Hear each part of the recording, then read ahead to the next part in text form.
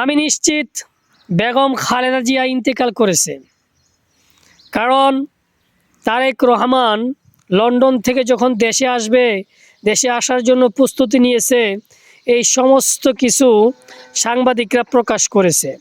বাংলাদেশে যখন পা রেখেছে, বাংলাদেশে পা রাখার সাথে সাথে তারেক রহমানের সব কিছু সাংবাদিকরা প্রকাশ করেছে।